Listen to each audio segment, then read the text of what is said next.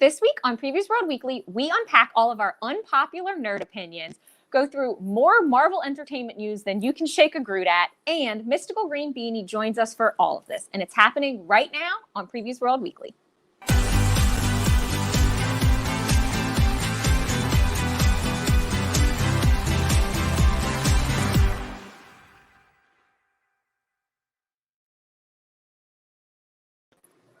What's up, Previews World? It's Wednesday. It's New Comic Book Day, which means it's time for Previews World Weekly. I'm one of your hosts, Troy Jeffrey Allen. I'm your other host, Ashton Greenwood, and I'm sending up a small prayer that my audio doesn't suck this week. Yeah, you made a face as soon as they came back to me, and I was like, uh-oh.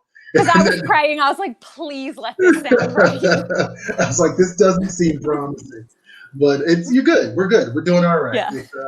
Hopefully there'll be no sound issues. And if not, it's okay because we got a third this week. So you can just stand there and not say anything or maybe do a interpretive dance or something. Hey guys, first of all, welcome to New Comic Book Day. Welcome to Previews World Weekly. And second of all, guys, I want you to welcome Mystical Green Beanie, aka Joaquin. Joaquin, what did I say? Joaquin. Welcome. Joaquin. Joaquin. I'll take it. Joaquin, aka Mystical Green Beanie. So what's so mystical about the green beanie? Well, I pray that you never find out. But for those of you, who still want to know, Joaquin, why don't you tell people what your YouTube channel is all about? All right. So on my YouTube channel, Mystical Green Beanie, we talk about comics, television, video games, and movies. And yeah. It's just a big old nerd hub, and we're just having fun being pseudo intellectuals, and by we I mean me, myself, and I. So, valid. Come check us out. Well, welcome to the place where also pseudo intellectuals live. Yep. What are you talking about? Y'all are some vibrantly minded individuals. I will take that. I've never heard that one before, so I'll run with it. Yeah. What about you, Ashton? I liked that. That was much more better than our usual self-importance. I agree. Now, one thing you will find out pretty quickly about Joaquin, if you look at his channel, is that he is a Marvel Studios hater. He's such a Marvel Studios hater. Actually, you know what? I don't think you really say it on your channel, but I've talked to you personally, and I know that you like to just shovel the dirt on the House of Feige. But you know what, Joaquin? You want to defend yourself? You want to defend yourself? You know what? Mm-hmm. First of all, I resent that. Okay. I shovel dirt on all comic book movies. Okay. All right. Okay. That is fair. But no, I don't hate comic book movies. They're cool. It's just it's like college, and when you go to a college party, there's college beer. It's watered down, but you enjoy it because it's the company. You have fun, but if you're drinking it alone, you're like, I paid for this. This is disgusting. You want a high quality beer when you're drinking alone. Comics are the high quality beer for me. Comic book movies are watered down party beer. It's not bad. All right. No, actually, I kind of respect that. As somebody who will always side with the source material first, right? I'm definitely that guy, right? Ashton was joking earlier on Twitter that she's going to be that guy today. We're all that guy, Ashton. It's okay. Even you. Right. But yeah, as someone who will constantly side with the source material, I can respect that. It's the layman's version. It's the abridged version of what you get in the comics, which is necessary, of course. But of course, I bring that all up because all that Disney, guys. Oh my God. All that Disney just had their way with the internet. These last couple of days. I don't know any other way to put it. And so there were a lot of announcements, so many announcements. Some people speculate that this was a reaction to HBO Max. And I think in some ways it was. That's probably true. But at the same time, they already had a lot of the stuff in the chamber. It was just a matter of letting us know about it. So, look, guys, I'm stressed. These lineups are stressed. Are you stressed? Really? You're stressed? I'm stressed. Yeah. Are you not stressed? Stress is my default setting. So okay, valid. Yeah. Same. Okay, fair enough. But I don't know. Don't you feel like your nerd cup is running over a little bit? 100%. Why do we need all of this? Are we reaching a place of maximum capacity? I'm all for like character development and exploring the lore and like getting in the weeds about it, but I kind of feel like this is too much. And like, don't get me wrong, I was incredibly excited for all of the Star Wars stuff specifically. I'm very excited for the Ahsoka thing, the Cassian thing. Like, there's a couple things in there that really caught my interest, but we're getting to a place where it's like you can't reasonably keep up with what's happening anymore. Yeah, no, it's going to be kind of intense. Like I feel like look, there's the mainstream nerd and there's down in the gutters, like, up in the muck type of nerds, right? And like, I'm not trying to play favorites here. I like it. Look, everybody, we all share the same space. It's okay. Don't come after me for saying this. But at the same time, there are levels to this. You know what I mean? And I feel like what's happening right now with the mainstream nerds is they're experiencing what comic book nerds have known for years, which is that you guys are going to have to pick and choose what you want to watch, what you want to engage with, and what you don't want to engage with, because there's just too much of it. Yeah. So off the break, you already mentioned Cassian, but I'm going to go around. What are you guys actually looking forward to that doesn't stress you out, that you're like, yes, I'm down with that? And I'll start with Mystical Green Beanie over here, if he has any at all. Put me on the spot. Sure, yeah. I'm interested in some of the stuff. I like starting with Marvel. I'm looking forward to Miss Marvel. Okay. A character that I haven't talked about on my channel a lot. I did when I first started in high school, but those videos are trash, so I got rid of them. But yeah, I really like the Miss Marvel series in the comics. I really like the character a lot. G. Willow Wilson's like an amazing writer, amazing storyteller. So that's a character that I've like really been championing ever since she was created. So I'm really looking forward to that show. I know there's like some controversy on the internet, but like it's the internet that's always controversy. Yeah, there is. Like, yeah, I caught wind of that too and decided not to give it any air at all. I was like, I'm not interested in this. But the show looks pretty good. I'm interested in it. I like the actress playing Kamala. She looks the part. She sounds the part. I haven't seen the costume at all, but Marvel Studios has some pretty good costumes. Yeah. I trust it's gonna look pretty good, and yeah, I'm excited for it. Loki also looks pretty good. I wasn't excited for that at first because I was like, I don't need any more Loki. I'm tired of Loki. Stop it, Tom Hiddleston. Quit. Old. I love you, Tom. But, yeah, I was getting ready to come for that. I'm like, we're tired of Loki, but like, we're not tired of Tom Hiddleston. Okay. No, not at all. Nobody. Except me. Drink some water, Ashton. Come on. Can't. Wouldn't help. But yeah, Loki looks pretty cool. I think Mephisto's is gonna be like the main villain in that show. I don't know. I saw a cool thing that looked like Mephisto. I think Owen Wilson's gonna be Mephisto, but I don't know.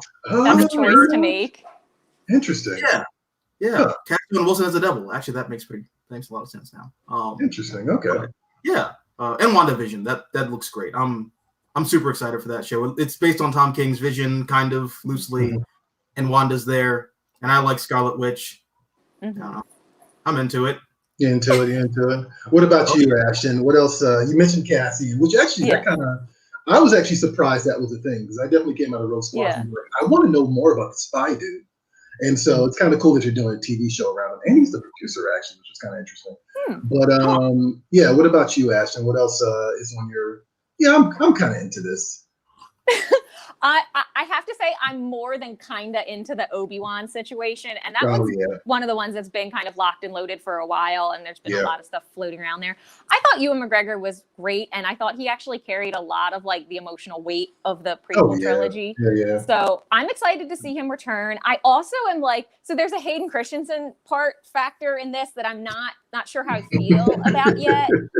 But it's there, it's happening. I think it could be good. My big problem with Hayden Christensen in the prequels was always that he was like really non-committal about everything, and then when he eventually started to turn to Vader, he got really good because you kind of play into like, I'm really angry about nothing in particular, but that's neither here nor there. So I think he'll do well, like fully committed to like the rage that Darth Vader becomes. But I'm really excited for that. That is kind of like my number one thing that I was like, all right, I'm on board. I can't wait to see kind of what becomes of Obi-Wan after Mustafar. Yeah, I'm actually interested to see how you're dropping some like hard Hayden Christensen heresy. How pain.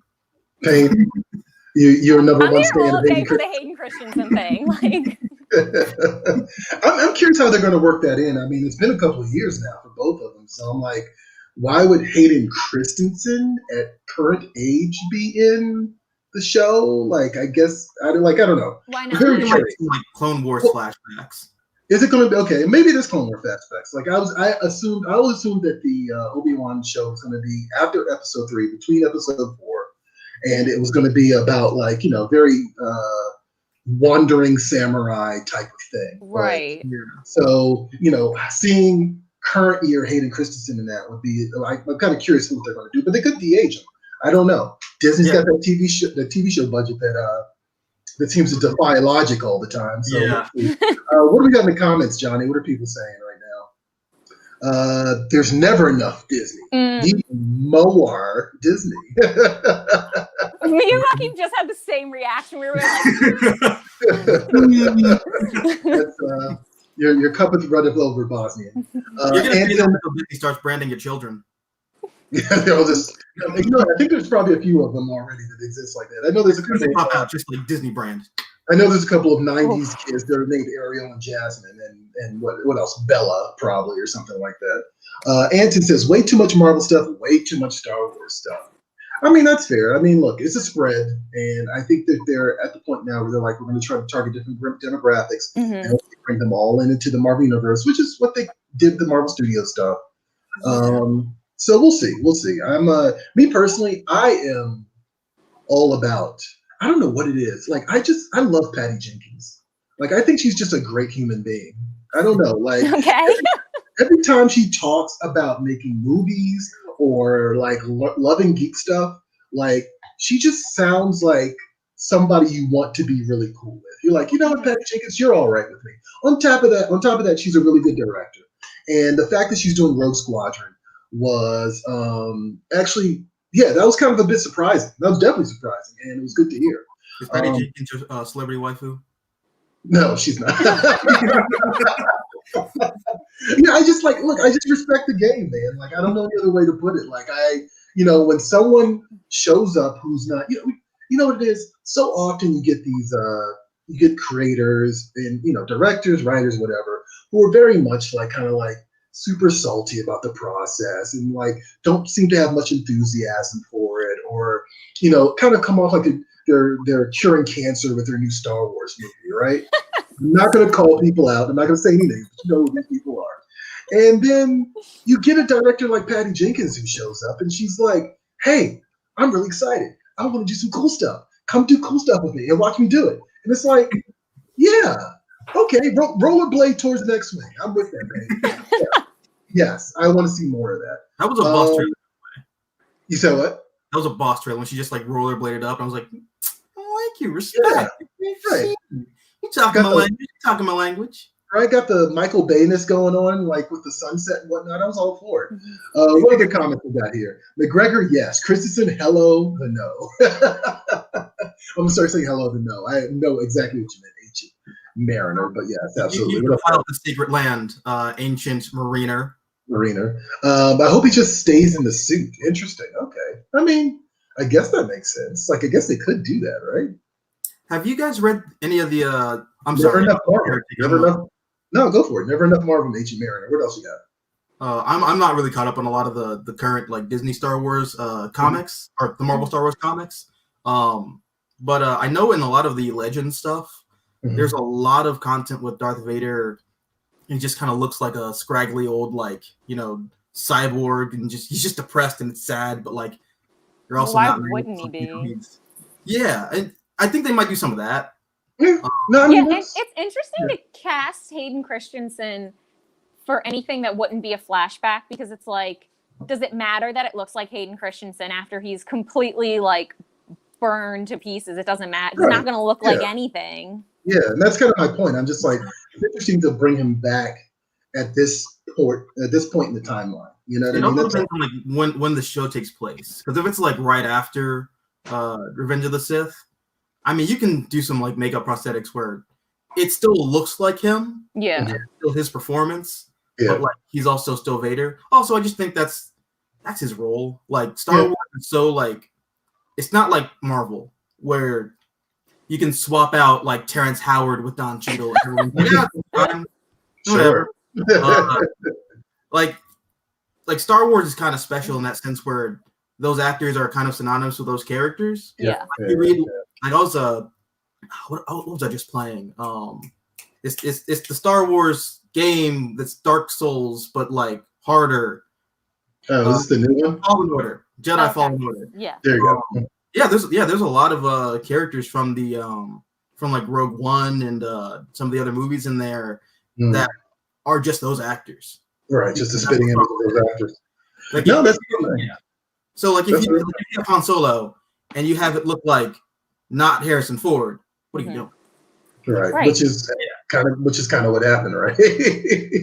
So we don't talk about that. All right. Well, okay. Real quick, I want to give a shout out to Turner and Hooch. No, I'm just kidding. Not particularly interested in watching that. Some of that Geo stuff sounds kind of cool, but I also want to talk about the comic book adjacent stuff, which is Why the Last Man is actually finally coming to Hulu. And it looks like at the beginning of the year that it was not going to happen, or it's going to get super delayed, but it does seem like the show is actually going to happen based, of course, on the Vertigo comic that is like everyone, like it's so many people's first book. For like adult book in comics, so that's definitely cool. Also, the Alien show, interesting. I don't know where it's going to go. I don't know how you can make a show out of Alien, but I'm going to watch it. And yeah, for me personally, Secret Invasion, Armor Wars. I want to talk about Spider-Man casting, but I'm going to save that for a little bit later, Joaquin, because I know you and I can get into that for a while. So look, that's a long way around of me talking about comics. So how about we talk about some more comics, guys? It is time for What's at Comic Shop. Ash has got her pick. Mystical Green Beanie's got his pick, and I've got my pick this week. And we're going to talk a little bit about what's on the new release shelf this week. Check it out.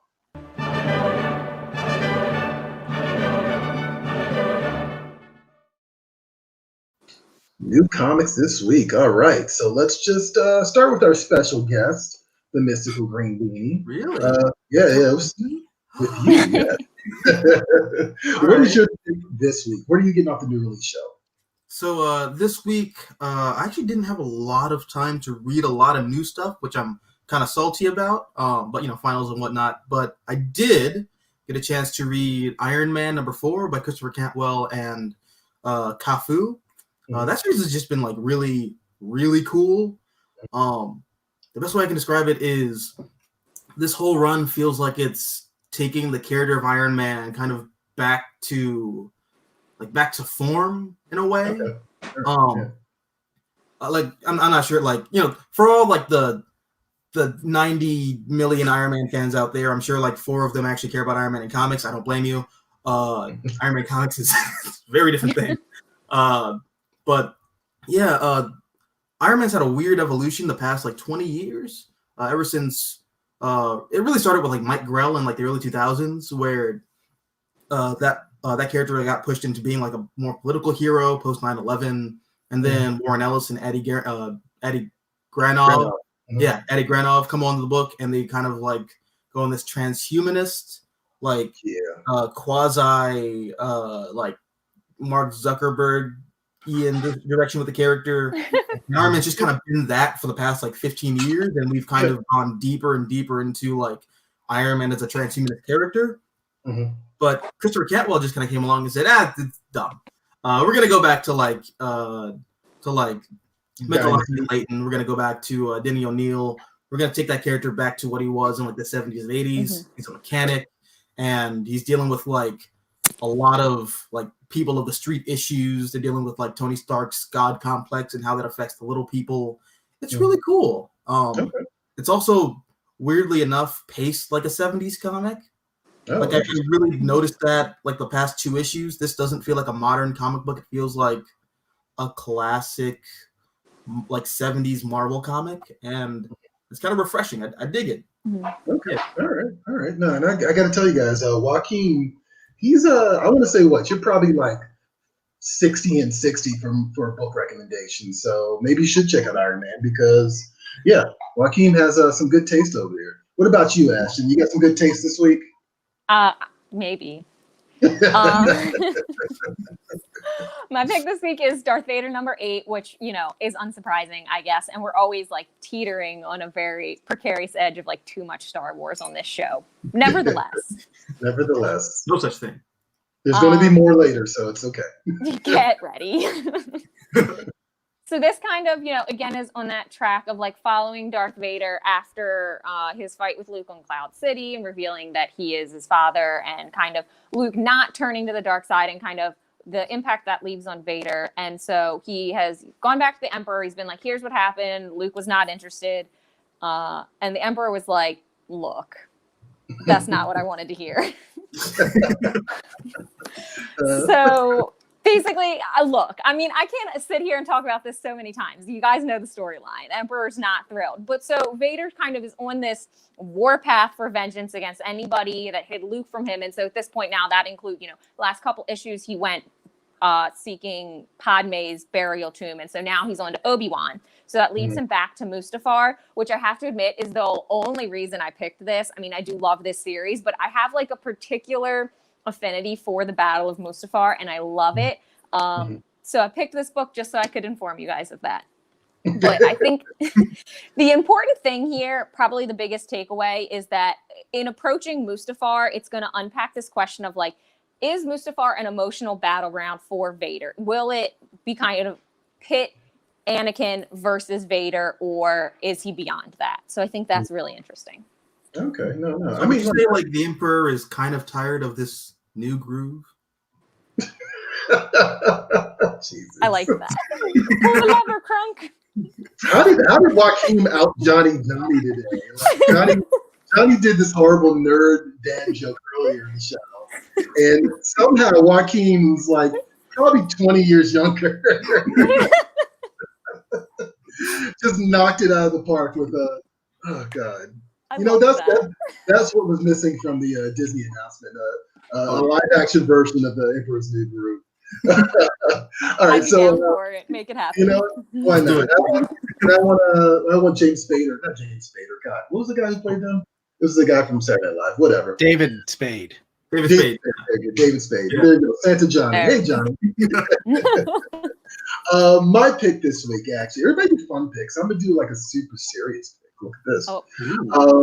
My pick this week is a book called Invisible Men, which is actually a fun little play on words about a book by Ralph Ellison, not H.G. Wells.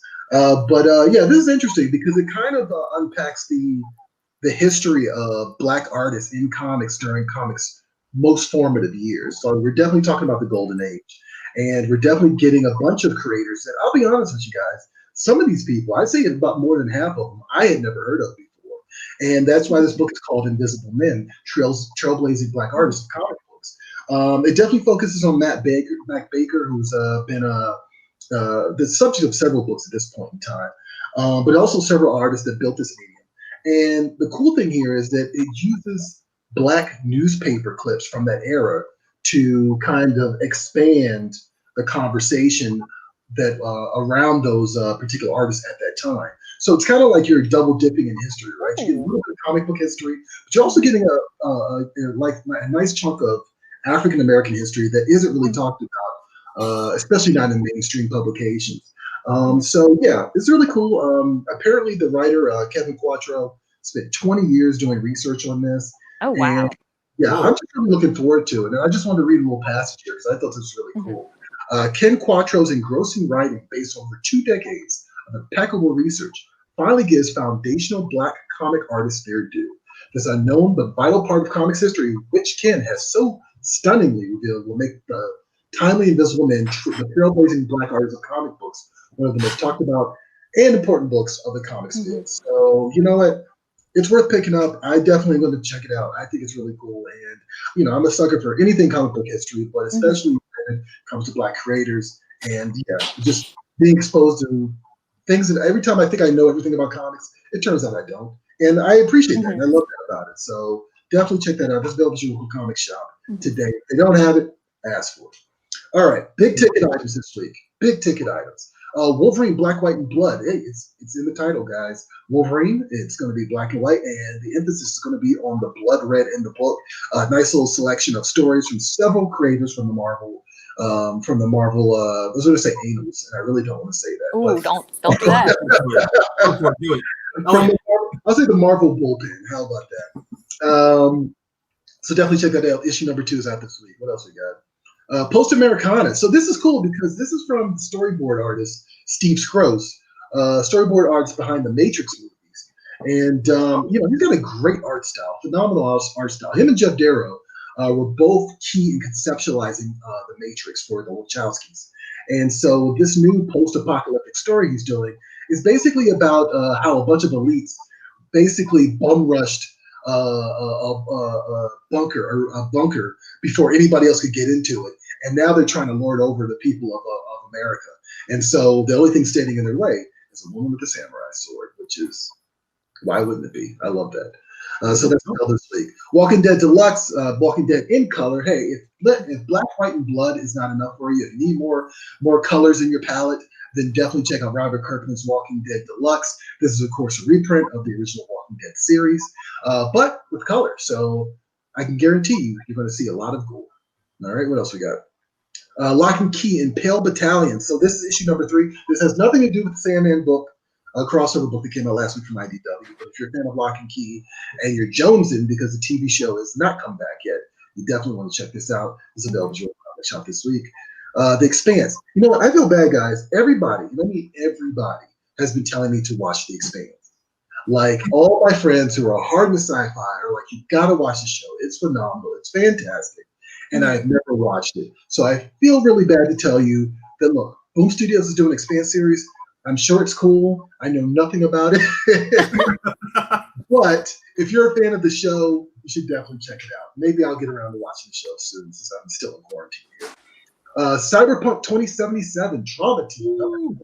Yeah, so we didn't talk about Cyberpunk 2077. That was the other big news this past week. Dark Horse has been doing this miniseries for the last several months, and it's about to come to a head. And then there's going to be a trade paperback for those of you that it's going to drop next month. But most importantly, probably not most importantly, but for my purposes, I'm going to be doing an interview with the artist of the book, and that's going to drop this week. So definitely check that out. It's going to be a guided cover. He's going to take us behind the cover process for not this issue, but for issue number 1 of Cyberpunk 2077 Trauma Team. What else we got? Blade Runner, more Cyberpunk. I love it. I actually just watched Blade Runner, the new Blade Runner movie this past weekend for the first time, and I absolutely love it. Really? Yeah, I know. Everybody says that. Everybody's like, they assume that's something I've seen by now, but I have not. I'm not a big fan about 3-hour movies unless they're that's valid. The last in a Marvel Universe series. Not every 3-hour movie is The Dark Knight Rises, Troy. You know what, and you're right. But not every movie is the Transformers Michael Bay, 3-hour movie, the Transformers Michael Bay joint. Anyway, Blade Runner 2029, just expanding the Blade Runner universe, which I'm definitely all about after seeing that movie for the first time this weekend. I didn't think there was more story to tell. I was clearly wrong, and Titan Comics figured it out way before I did. And you should definitely check it out because, look, Cyberpunk 2077, you can't play it all the time, right? But you need some more Cyberpunk. So here you go. This is really cool. Tarna #1. So the flagship character from the heavy metal movie from the 80s is getting her own series, courtesy of Stephanie Phillips and Patrick Zurcher. They're promising some really cool stuff in this series, and it's going to expand on the lore that's built around this character. I'm actually curious to see what they do. This is actually Heavy Metal's second attempt at this, but the cool thing about this is now they're going to be building a whole Heavy Metal universe around this, which typically I'd be like, oh, great, another expanded universe. But with Heavy Metal, that's kind of cool. And it was kind of already there too. So it's kind of works out. Definitely have an interview with Patrick Zurcher and Stephanie Phillips dropping this week as well. So definitely check that out on PREVIEWSworld.com. What else we got? Reckless hardcover. I did a poll this week about the best of 2020. And a lot of people said, look, it doesn't matter what it is. Ed Brubaker and Sean Phillips is the best of any year. And you know what? They're probably right. And I'd have to agree with them. So yeah, definitely check out Reckless. It's a new hardcover available from Image Comics. And it is Ed Brubaker and Sean Phillips, the Dream Team. And last but not least, because hey, it's Star Wars still, right? Yeah, look at that. Diamond Select Toys. And it's cool. Look, it's really hard to screw up a Darth Maul anything. I kind of feel. Right. But yeah, there's a new Star Wars Legend in 3D Darth Maul half-scale bust available from Diamond Select Toys this week. It's not a big boy; it's a little boy.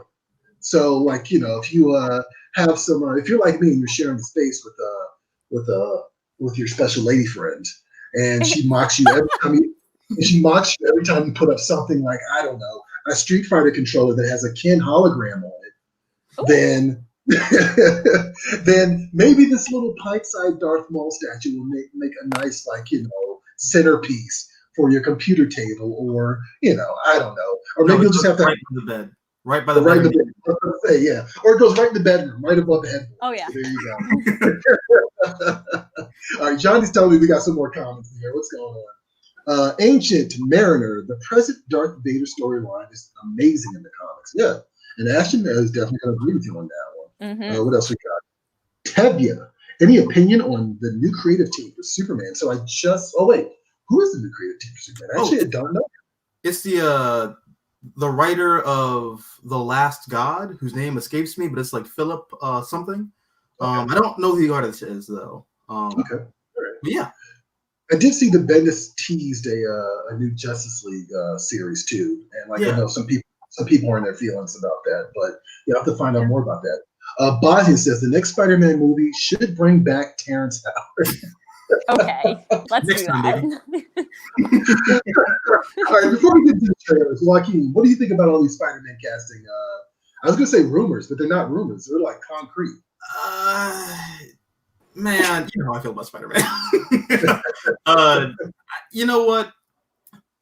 Cool, I suppose. Andrew Garfield's coming back. That's dope. Tobey Maguire's coming back. Tom Holland's in it. Wow, you feel very enthusiastic about all of these things, I can tell. Yeah. I don't know. I wasn't personally, I wasn't like a big fan of the last two Spider-Man movies. And this kind of feels like fan service to me a little bit. What was that movie called? Force.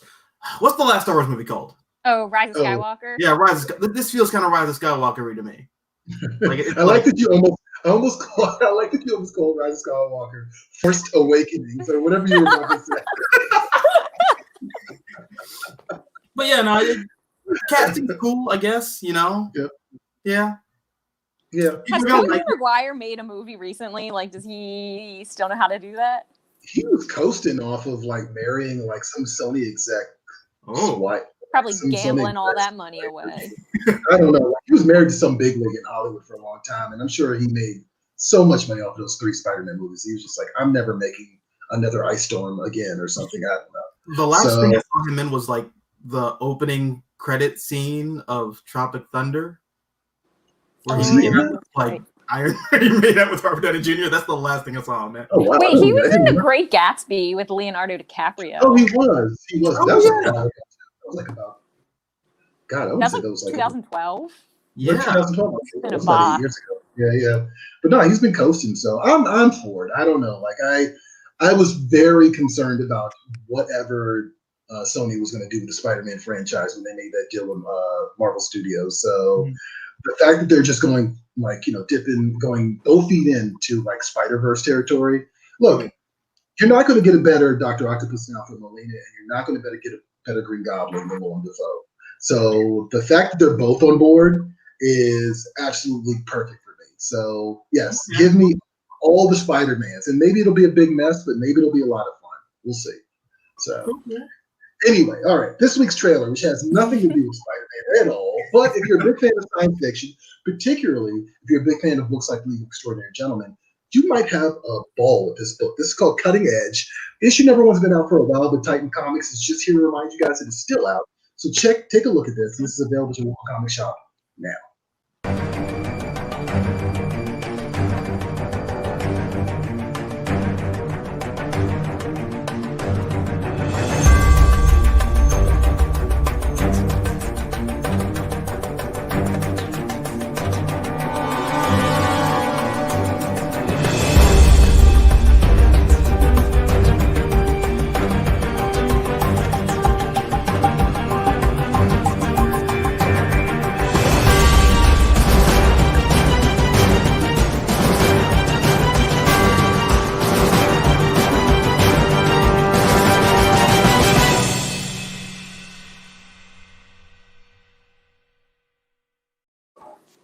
That's Edge from Titan Comics. That book is out right now. Number 3 dropped this week at your local comic shop. And it's interesting. Like, I didn't really know a lot about this, and I was kind of like researching a bit, trying to find out more about this book. And the writer's considered the Italian Neil Gaiman, which seems like a tall order, but that's what people are naming him. And like, now I'm very curious about what this book is about. Sorry, I just burped there. And like, I don't know, I get nice early 2000s superhero comic book vibes from it, like very much like in the vein of The Authority, like I mentioned, Leading Extraordinary Gentleman earlier. So just definitely check that out. That's from Titan Comics, and that's available in comic shops now. All right,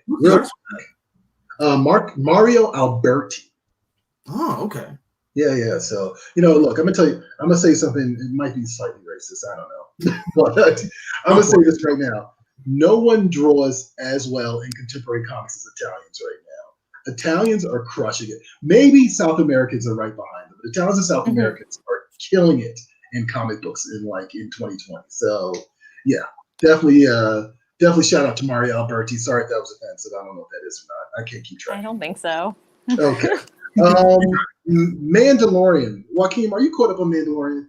I am not caught up on Mandalorian. I am on episode 5. I'm sorry, it's been a busy school semester, but I binge watched like the ending of season 1 and everything up to episode 5. Pretty much the past 12 hours. So yeah. Okay. Yeah. So you really caught up. He took this way. Joaquin was really studying. He actually texted me earlier yesterday, like late yesterday. I was like, "What is cutting edge?" And I'm like, you don't have to talk about that. I have to talk about it. It's okay. But he was like really just like, I'm going to nail this appearance in PREVIEWSworld Weekly. I respect it. So Joaquin, you're probably not going to have a lot of fun with this conversation. All right, go for it, man. But I'm reading a comic book store. Everything has been spoiled for me. Okay. Yeah, go for it. Yeah, fair. I mean, I think that's the case now with Mandalorian. Like, you can't wait more than like 2 days. No. You might as well call it. Yeah. But Ashton, big reveal this week. So I didn't think this was like the best episode. I thought this was kind of like a lukewarm episode overall. But the big thing here was Mando took his helmet off. Okay, yes. Okay. When this happened in the first season, I had the same reaction that when it happened in the first season as when it happened in this episode. I know, like, intellectually in my brain that Pedro Pascal is in that suit, that he's a person that exists, and that would be his face. But when the helmet comes off, I'm like, wow, that's what it looks like. So I must be getting old, because did he actually take his mask off in the first season? Yeah. Okay, and they showed his face. Mm-hmm. Yeah. Okay, I totally blocked that out. I don't know. No, it was dubbed over with Hayden Christensen.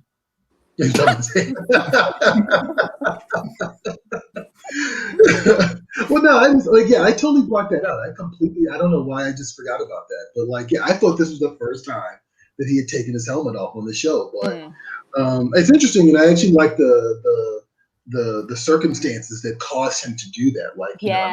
We've been setting up for a while now that look, a Mandalorian does not take their helmet off, right?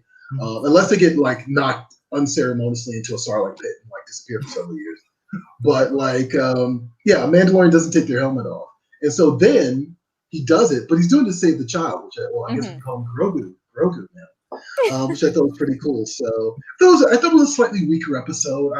I am glad to see that Bill Burr has not been canceled and that he's allowed to continue to make money off of Disney. But other than that, I thought it was a cool episode. I don't know if I even have that much to say about it outside of. I have 2 things to say here that were interesting, because I am always interested in character development, or I like to look for those small pieces of a character. One, I liked that in the former Imperial base after Mando took his helmet off, that he had a moment where when the commander was talking to him, that he had no clue what to do. And he's always very confident, very in charge, has a plan. And in that moment, he was like, damn, what do I do? So I love that moment of vulnerability. And also the second thing with Mayfeld, I appreciated that he was conflicted about where he stood with the Empire, and that he ended up shooting the commander. I was like, all right, I'm glad that there can be a moment where even if you are bought in on the Empire, that you can walk that back. I thought that was cool. Yeah, no, absolutely. And I thought that was like an interesting little story. It's almost the story I wish they had given Finn, actually, in the new Star Wars movies. This idea of like, you work for the Empire, but what happens next once you're done with that? You know what I mean? So yeah, it was nice to see that play out. And I do want to see more of that. And it's interesting to kind of see Bill Burr being allowed to walk. I keep calling him Bill Burr because I forget what the character's name is, but Bill Burr being allowed to walk away from it. But yeah, shout out to that. That was actually pretty cool. And also, it's nice to see the characters intersect. Right. All the different characters intersect, and like get Gina Carano and Mulan. Finnick, who are you? I'm sorry, my brain's You're killing your nerd cred slowly. I'm killing my nerd cred. I want to say Agent May, and then I was like, that's also not her name. But yeah. All right, Troy. I interrupting producer here. I have to step in. Interrupting producer. And save you from yourself. It's Ming Na Wen. Ming Na Wen. There you go. Yes. Yeah, absolutely right. Okay. Also, I just wanted to say briefly, I messaged you this in the private chat here, but one thing I thought that was really interesting about the Mandalorian's the recent episode, I saw this online. Basically, everywhere that he looks when he takes his helmet off, he's still acting as if he has no peripheral vision, like in his helmet. So when he looks at something, he's not looking sideways or anything like that. He's looking directly at it. So when he moves his head, he has to move his entire head to look at it. Like that. Like if you go back and watch that, it's a really interesting part of that to like say that he's so much in the character and he's so used to having the helmet on and never taking it off that even when he does take it off, he still has to look right at something like that. So I just wanted to share that. Nice. Actually, I just want to point out Johnny has Yoda ears on his Santa hat. Not sure what that's. Yeah, I wanted to comment on that too, but I was like, he's saying something important. Let me not ruin it. That's just not his default setting. Yeah, no. He's Yoda. Try to take me seriously as I'm wearing this. Right. Points for me. All right, so let's do. We've got issues, so we haven't done this in a while. Hopefully, we're going to start making this a regular thing, especially when we have guests on with incendiary opinions, such as Mystical Green Beanie over here. So I'm gonna fork it over to Ashton. I'm gonna stop talking, thank God, and it's time for We've Got Issues. Here we go. I disagree.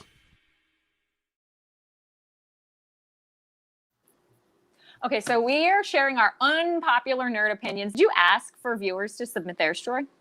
No, not on this one. Not on this one. Like we're trying something out here, but I think next time we're gonna start. You didn't want to ooze toxicity this week, man? You said what? You didn't want to ooze some toxicity in those comments this week, man? I mean, dude. We tried to give him a break. I tried to give him a break this week. I was like, I feel like I stir up so much trouble on the Free Comic Book Day page all the time. Oh, yeah. You do? Yeah. Because the thing is, the Free Comic Book Day pages, they are more than willing to participate. Yeah. Always and forever. So, long story short, unpopular opinions. Ashton, you want to just go ahead and commandeer the whole thing and decide who goes first? Yeah, I do want to commandeer the whole thing. I'm looking forward to this. Great.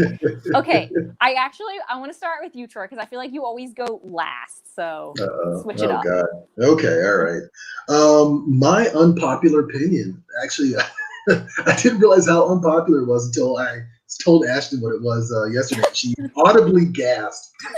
Like, she was just like, oh, you can't say that. And I'm like, well, now I got to say it, right?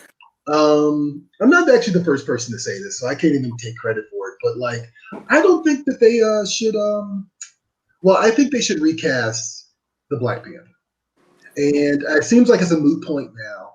And it seems like they are pretty much barreling ahead with Black Panther 2 without a character playing T'Challa, and I don't know how they're going to navigate that. I mean, we'll see what happens. Like, I don't know how that's going to work exactly.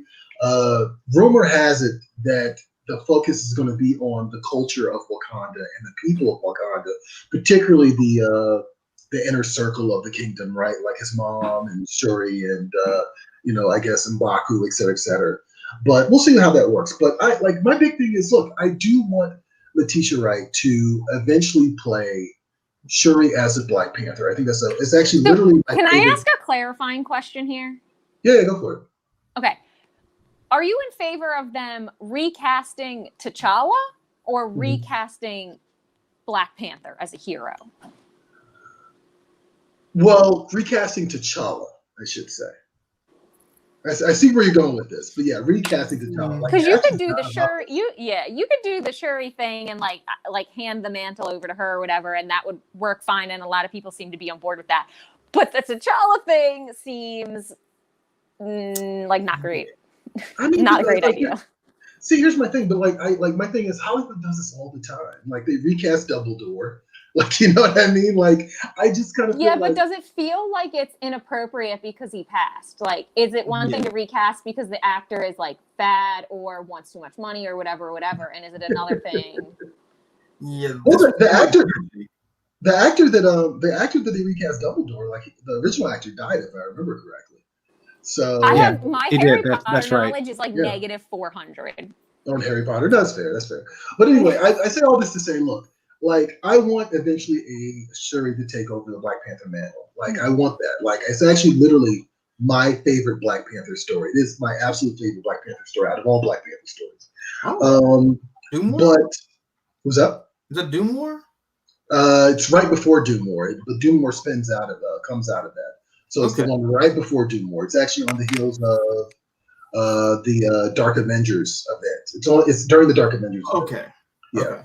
But anyway, yeah, I wanted to take up the mantle. I want that, but I feel like there's just so many more T'Challa specific stories to tell. Particularly, I want T'Challa versus Namor, and that is me being selfish. That's me being a nerd, right? But that's what I want. I don't want Shuri versus Namor. I want Shuri to be the voice of dissent and the person that's angry at T'Challa for the way that he goes about dealing with Namor. You know what I mean? But also, I think like on a cultural level, right? I think that because you have to go there with this, right?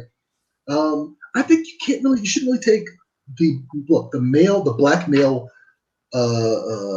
superhero off the chest, off the table so soon. Like, you know what I mean? Right. We got one movie, Civil War and Infinity War, and like I get it, like he was in 3 films, but only one of those is actually his movie. You know what I mean? Right.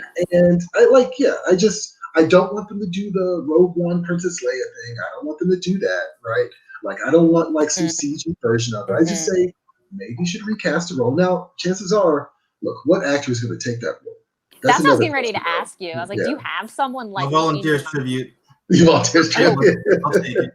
You had to hear first. Joaquin's going to be appearing in the next Black Panther movie, and he's also making a reappearance into the new Spider-Man film. Oh, yeah. But yeah, look, again, it's just me being a selfish nerd. Like I want the stories that I read in the comics to be on screen, you know, and I want them, you know, I still can't catch myself wanting them to happen the way that they happen in the comics, right? I want Doctor Doom to show up and like, you know, knock the wind out of T'Challa and like, force Shuri to like take up the mantle. I want that story, you know, and so it's kind of it's interesting. I like, you know, I have faith that Marvel figured out. Like, I mean, they get better writers who are way more talented than I am who can figure this stuff out, and filmmakers.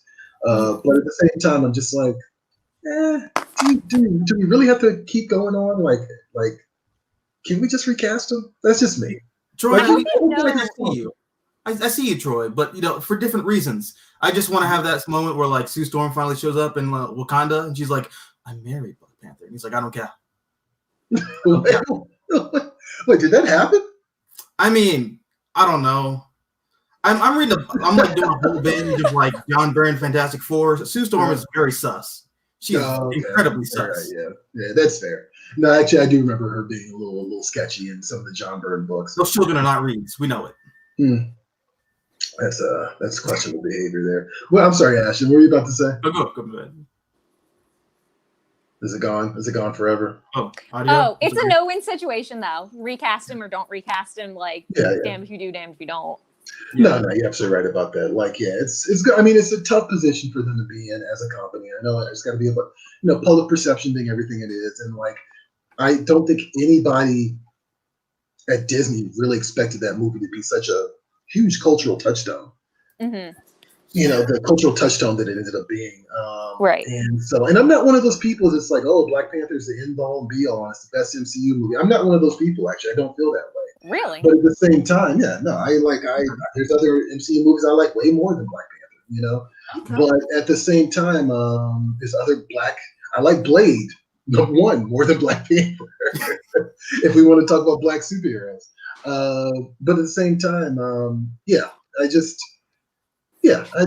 love the attitude. I have to recognize how important it was to a whole generation of kids, particularly black kids, particularly black male kids. You know what I mean? Right. And it's kind of like, okay, now you're going to take them off the board. And I know that the comic book still exists. I understand that. But we have to be somewhat realistic here. Right. You know, that audience doesn't necessarily always translate to the comic book directly. Right. So, anyway. And also, one more thing, sorry. You know, there's also a possibility that, like, look, what'll happen here, right? Chadwick Boseman dies in real life, right? The Marvel movies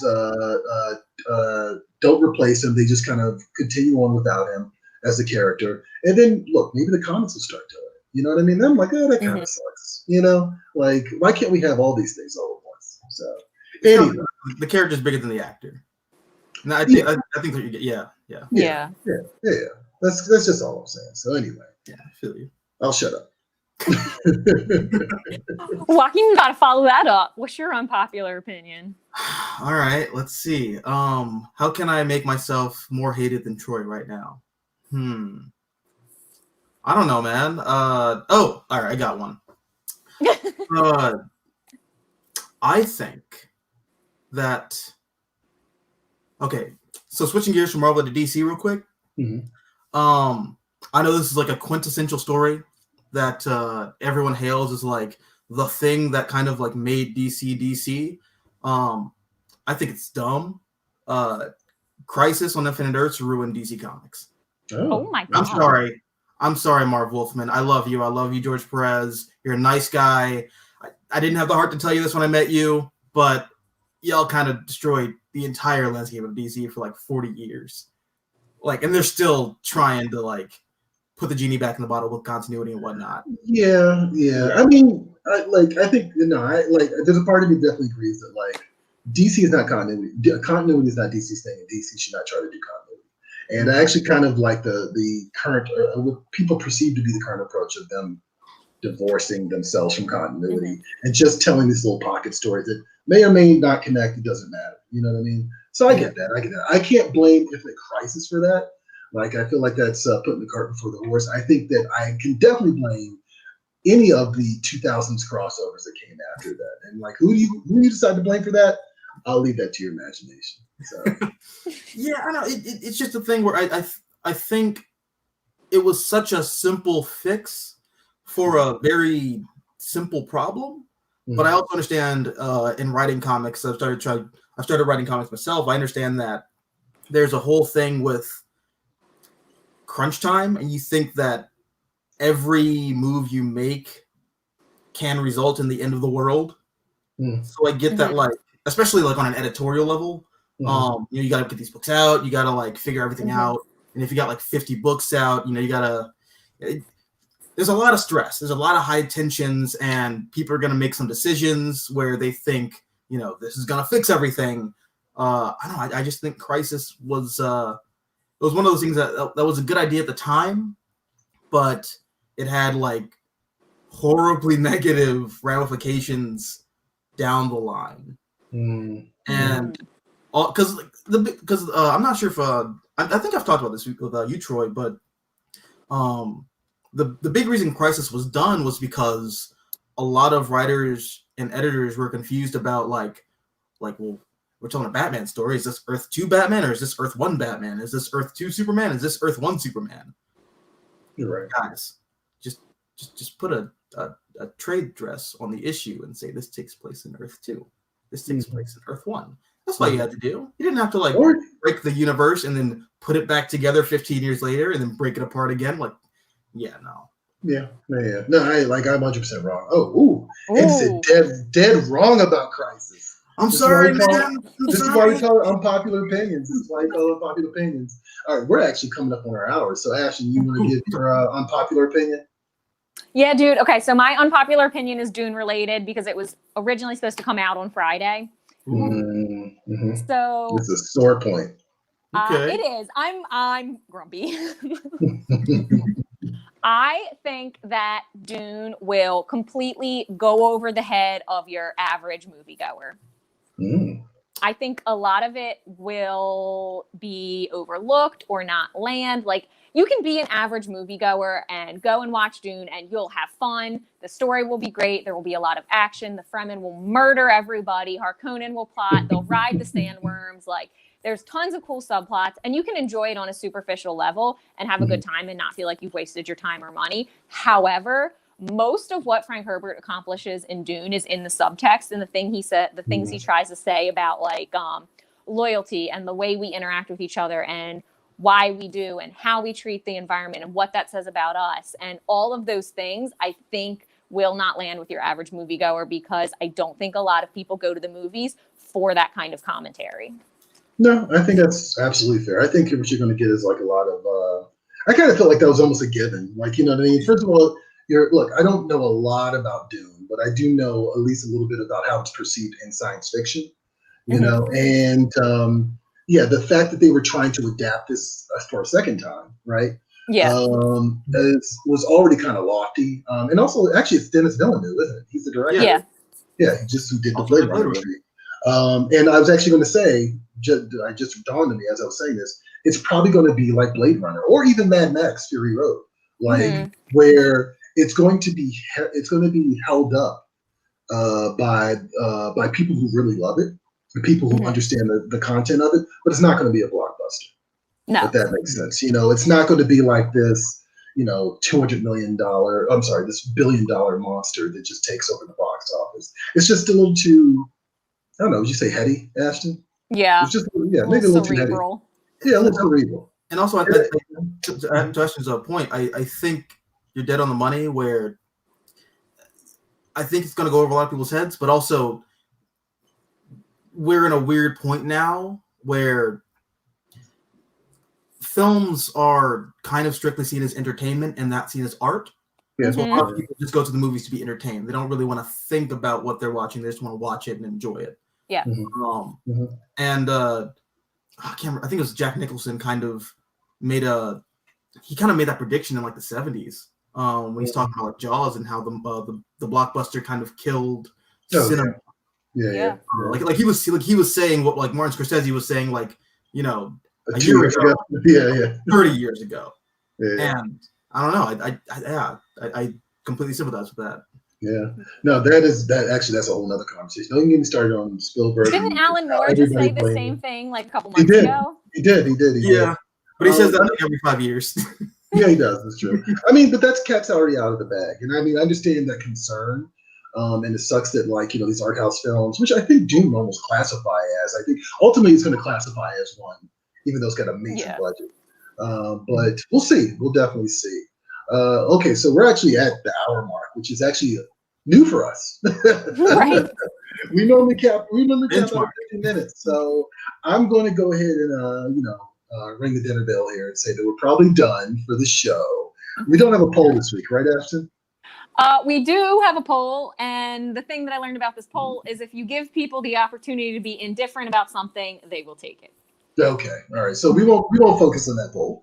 But if you feel very strongly about Bulbasaur, either that he's just a ball of lettuce or the best starter Pokemon, head to Free Comic Book Day on Twitter and cast your vote. Just a ball of lettuce. Okay, all right, interesting. All right.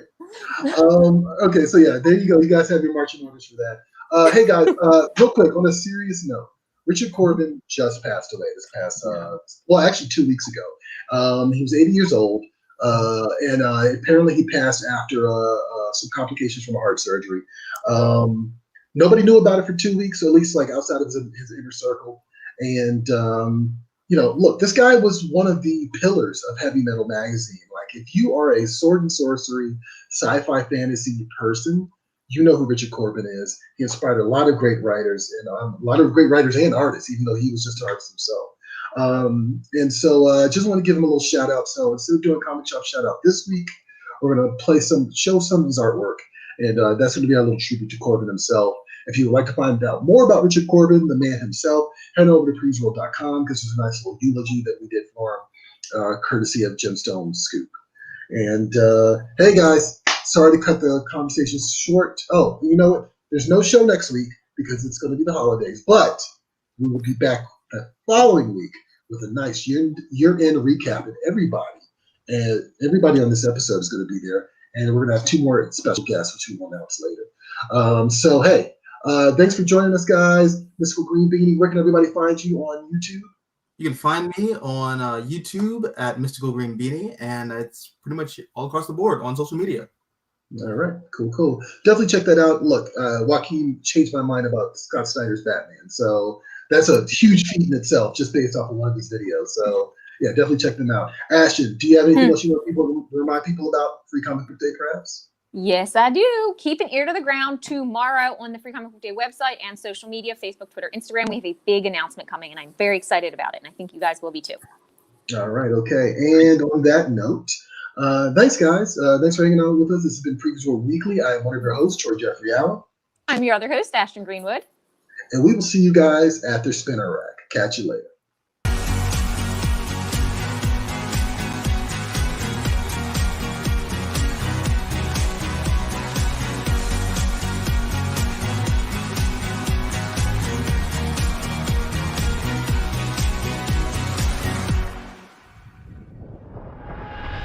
Don't forget that you can catch PREVIEWSworld Weekly streaming live every Wednesday at 4 p.m. Eastern, 1 p.m. Pacific at PREVIEWSworld on Facebook, YouTube, and Twitch.